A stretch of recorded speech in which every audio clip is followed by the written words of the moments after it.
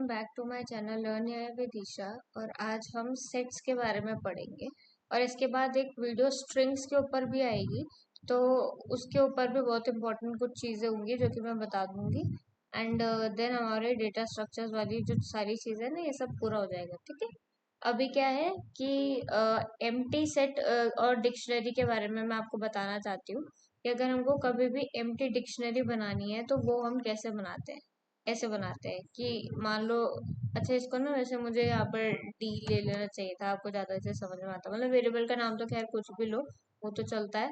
But वह खाली like वो ताकि तुम्हें क्लियर दिखे ना, क्योंकि मैंने पिछली बार जब डिक्शनरी के बारे में पढ़ाया था तो डी वेरिएबल ले लिया था उसके लिए। अभी डी इज इक्वल्स टू, अगर मैं ये कर्ली ब्रेसेस रखूंगी ना तो ये क्या बनेगा हमारा, एक एम्प्टी डिक्शनरी। जब हम इसका टाइप को प्रिंट करेंगे ना इसको सेव करके, तो आप देखना कि क्या होगा। यहाँ पर क्लास डिक्ट आ गया। ठीक है। अभी हम एक एम्प्टी सेट जो है वो कैसे बनाते हैं उसको भी देख लेते हैं। हमने एस नाम का एक वेरिएबल लिया और उसको हमने ऐसे सेट क्लास के लिए हमने एक ऑब्जेक्ट बना दिया। बेसिकली अभी आपको समझ में नहीं आएगा ना, आगे जब आप क्लास और फंक्शंस पढ़ोगे तो आपको समझ में आएगा कि ये एक्चुअली एस इसका एक ऑब्जेक्ट बना है। ठीक है। ये यहाँ पर जो वेरिएबल एस है वो इसका ऑब्जेक्ट है, सेट क्लास का ऑब्जेक्ट है। ये क्या होता है ये सब आप बाद में देखोगे, अभी फिलहाल के लिए आप इसको वेरिएबल सा मान के चल लो। ठीक है। तो आपने एक एम्प्टी सेट बनाने के लिए बस ऐसे करके लिख देना है, सेट और पैरेंथेसिस, तो ये एक एम्प्टी सेट बन जाएगा। फिर आप इसका टाइप को प्रिंट करके देखोगे और टाइप आप एस को प्रिंट करोगे, इसके टाइप को, तो आपको दिख जाएगा कि वो क्या है। इसको भी मैं सेव करके इसको भी रन कर लेती हूँ, तो आपको दिख जाएगा कि अगला जो क्लास है वो क्या है, सेट है। ठीक है। तो ये कुछ इम्पोर्टेंट चीज थी। अब इसके बाद हम नेक्स्ट आगे मूव करते हैं कि जो एस है हमारा, अच्छा ऊपर वाले ये सब चीजों को मैं थोड़ा कमेंट आउट कर लेती हूँ ताकि ज्यादा प्रॉब्लम ना हो हमें समझने में। अब एक बात है कि ये जो सेट होता है ना हमारा, वो ऐसे बनाया जाता है कि एस इज इक्वल्स टू, और कर्ली ब्रेसेस हम बनाते हैं और कर्ली ब्रेसेस के अंदर हम हमारे एलिमेंट्स को रखते हैं। ठीक है। अब आप देखोगे हमने रखा है ऐसे, वैसे मैंने लिस्ट के उस पर भी अनऑर्डर्ड ऑर्डर्ड का कॉन्सेप्ट समझाने के लिए आपको ये चीज बताई थी, बट एक बार दोबारा से बता देती हूँ कि इसको हम अभी सेव करेंगे, इसको रन करेंगे, आपको क्या समझ में आएगा कि यहाँ पर ना ऑर्डर पूरा आगे पीछे हो गया। ठीक है। यहाँ पर क्या था, 56 पहले था, फिर 7 था, फिर 3 था, और आउटपुट पे क्या हुआ, 56 वहीं पर रहा बट 3 और 7 शफल हो गए। ठीक है। मतलब अब इसका ना कोई फिक्स नहीं होता, कभी ऐसे भी हो सकता है कि मैं वापस से इसको सेव करूँ फिर मैं इसको जब रन करूँ अब ऑर्डर कुछ और आ जाए, कुछ भी हो सकता है एक्चुअली। सो कुछ फिक्स नहीं होता, ये अनऑर्डर्ड होता है एक्चुअली। तो इसमें क्या है ना, तुम कभी भी सेट के किसी एलिमेंट को ना एक्सेस नहीं कर पाओगे। जैसे कि अगर आप ना प्रिंट करना चाहो सेट के जीरोथ एलिमेंट को मान लेते हैं। ठीक है। आप मतलब कायदे से अगर ये कोई और डेटा स्ट्रक्चर होता तो यहाँ पर 56 प्रिंट हो जाता है ना, लेकिन ये सेट है तो क्या क्या होने वाला है यहाँ पर, अब आप देखो।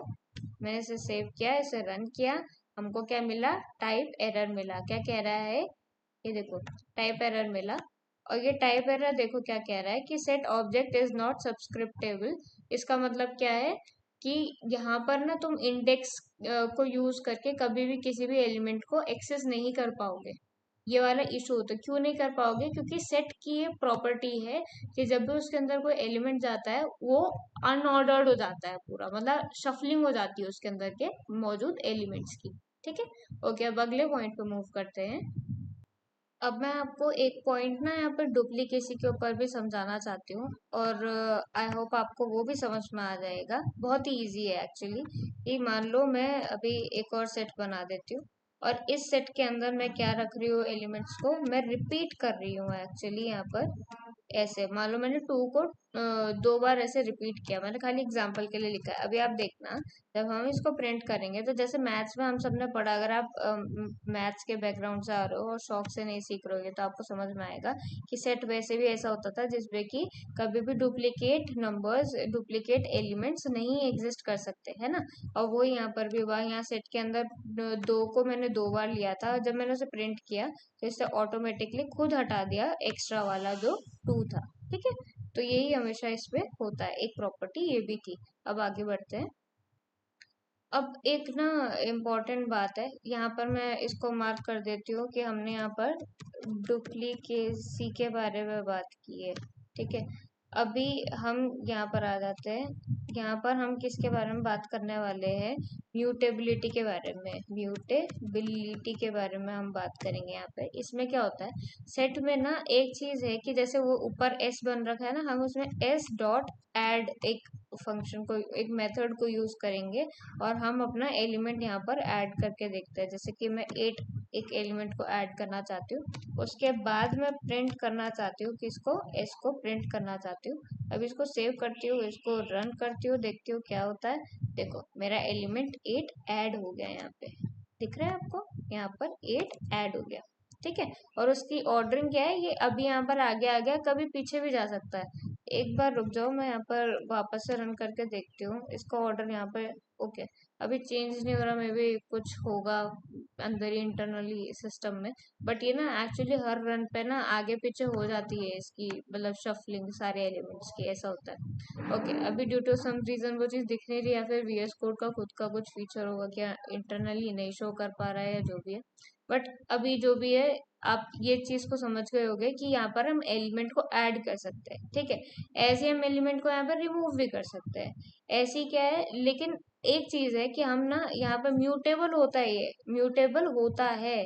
सेट जो होता है ये म्यूटेबल होता है, यस इट इज म्यूटेबल। ठीक है, लेकिन इसकी म्यूटेबिलिटी ना ऐसी नहीं है कि आप जैसे लिस्ट में कर लेते थे ना कि कोई मौजूद एलिमेंट को वहीं का वहीं चेंज कर दिया। आप अगर यहाँ पर करना चाहो ना, सेट के 0th एलिमेंट को चेंज 9 में बदलना चाहो, तो ऐसा कुछ नहीं हो पाएगा, ये एरर थ्रो कर देगा। क्यों थ्रो करेगा? क्योंकि यहाँ पर एक तो असाइनमेंट पॉसिबल है नहीं। ठीक है, टाइप एरर दे देगा आपको, और ऊपर से आप ये करना क्या कहते हैं, एक एलिमेंट एक तो यहाँ पर ना फिक्स नहीं होता, ये चीज पता है ना आपको, शफलिंग हो जाती है पूरी। तो जब पहला कोई एलिमेंट फिक्स ही नहीं है कि वहां पर 8 आएगा या 1 आएगा या 2 आएगा या 3 आएगा, तो फिर आप वहां पर एलिमेंट मौजूद जो है चेंज कर कैसे सकते हो?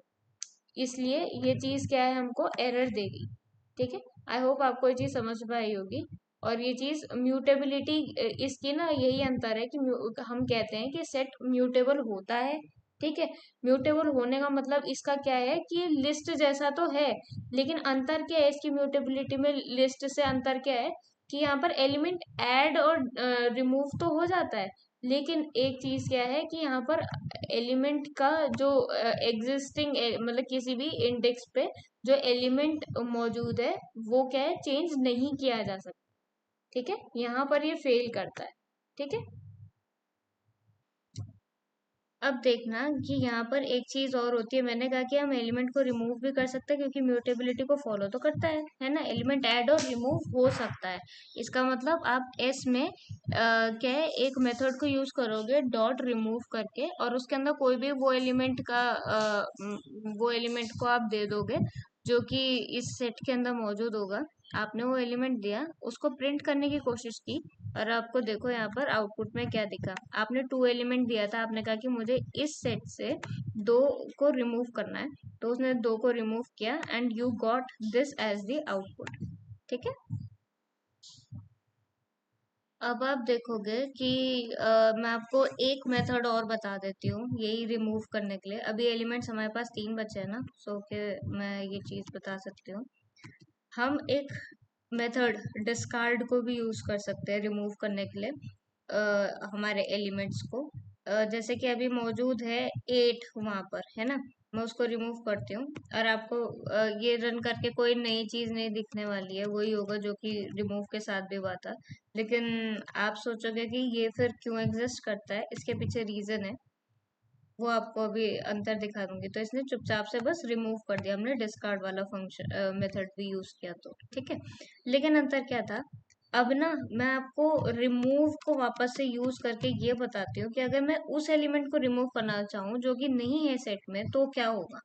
ठीक है, प्रिंट तो दूर की बात, मैं बस ये सेव करके इसको रन कर रही हूँ, आपको खुद दिख जाएगा कि आप जो एलिमेंट मौजूद नहीं है उसके लिए क्या पाओगे कि की एरर आपको आ जाएगा। ठीक है, लेकिन अभी मैं इसको क्या कर देती हूँ, कमेंट आउट कर देती हूँ फिलहाल के लिए। ठीक है, अब मैं आपको क्या करके दिखाती हूँ, इसमें से सेम एलिमेंट को जो मैंने अभी रिमूव करने की कोशिश की उसको डिस्कार्ड के यूज से करके बताती हूँ, तो आप देख लोगे कि जब वो एलिमेंट था ही नहीं तो फिर क्या है, कोई एरर ही नहीं आया। मतलब मैंने एस डॉट डिस्कार्ड किया इस बारी 5, जब मैंने रिमूव किया था तो उसने की एरर दिया था, है ना। अब मैंने डिस्कार्ड किया तो इससे क्या किया, कोई एरर नहीं दिया, चुपचाप से जो एलिमेंट जैसा था वो चीज को वैसे ही रखा। ठीक है, तो कोई दिक्कत नहीं हुई उसके बाद। अब मैं इसको प्रिंट भी करूंगी, अभी भी सेम ही मतलब चीज आएगी, क्योंकि कुछ जब रिमूव ही नहीं हुआ है तो फिर क्या है। इसको सेव कर लेते हैं, इसको रन कर लेते हैं। देखो दोबारा वही चीज प्रिंट हो गई। ठीक है, सो आई होप आपको ये वाली चीज भी समझ में आई होगी।